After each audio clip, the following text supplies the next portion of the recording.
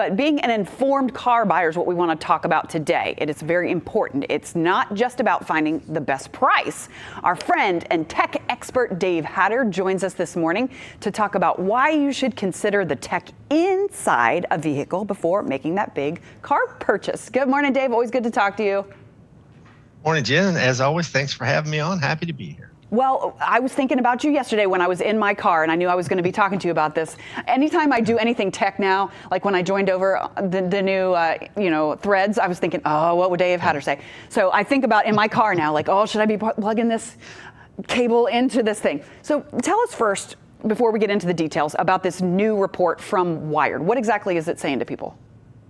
Yeah, well, I think it's pretty interesting, but not at all surprising. Your car is essentially a computer on wheels. That's been the case for a long time. But as they point out, with the most recent version of cars, you not only have like the black box in the car, which has been a thing for a long time, but these cars are collecting enormous amounts of information about you, stuff people may not really understand. Like, most cars now have backup cameras and all kinds of cameras and sensors on the exterior of the car. The manufacturer of that car could be and probably is capturing the video from those cameras. They know whether you have your seatbelt plugged in. They know what you listen to on the radio. Some of these cars actually have internal cameras that are using biometrics to identify you.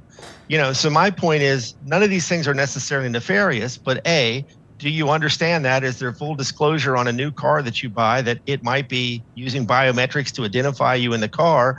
And then probably of equal importance, in my opinion, where is all the data they're collecting going? Who has access to it at that car company? We read about breaches all the time. They could potentially have the text that you sent through the phone connected to your infotainment system. When that car gets sold, is that information getting cleaned out of the infotainment system?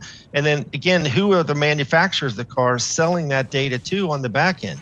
There are data brokers who buy and sell this information. The government buys stuff from them. Who has access to this? Because I don't think it's clear, and most of these companies, like most technology-oriented vendors now, have these crazy 30-page policies that help you explain what you're signing up for.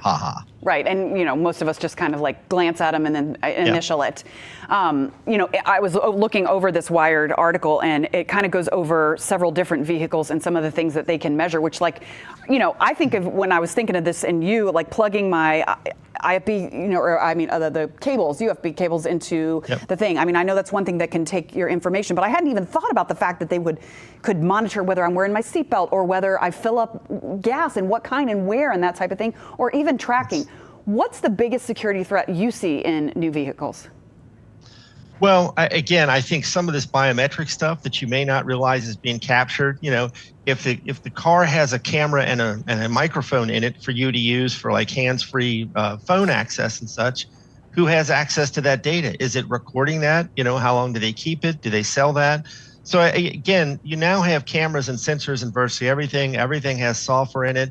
There's enormous amounts of money being made off of this data. Again, they often will sell the data they've collected, the manufacturer of the car, to data brokers who do who knows what with it. So there's, downstream potential. Could your insurance go up? Because even though you didn't sign up for the program where you plug the device into your car that tells, how often you accelerate and brake and that sort of thing, could your insurance company buy data from Toyota, Honda, Chevrolet, whomever, and then suddenly your insurance goes up because they don't like the way you're driving? That's a real possibility at this point, because to your point, Jen, no one reads all that mumbo jumbo in the 30-page thing.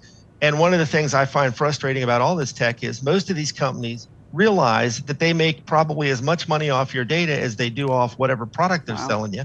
They want to monetize that data, and they use dark patterns to make it difficult for you to opt out of stuff, to make it difficult for you to understand what you're really signing up for. And that's really my biggest concern. Plus, again, when you plug your phone in, all that data gets exchanged with that infotainment system. If you sell the car, if you wreck the car, where does all that go? Wow. Who has access to it? There's a bunch of stories about that out there. Before we run out of time, people should check out, if they're going to buy a new car, this vehicle privacy report that a company's put together. You can go there, enter the VIN number of a car, and it'll tell you with a lot more insight what's being collected. And I think people will be surprised. And tell people again where they can go to find that.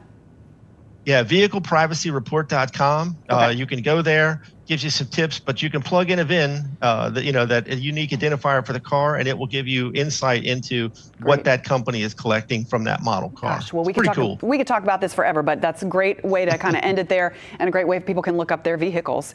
And speaking of which, we were talking about this earlier. Dave is going to do some more research for us on Threads and get back to us as to whether or not we should rush to join this. Too late for me, I did it last night, or if we should be sitting this one out. So we're going to talk to Dave next week about that right here on Good Morning Cincinnati. Dave Hatter, thank you so much. We always appreciate your information. Always my pleasure, Jen. I'll get my tinfoil hat shined up for next week. All right, Thanks. We'll be ready. Thanks for checking out the Local 12 YouTube channel. Click the links and tap subscribe to get notified anytime we post.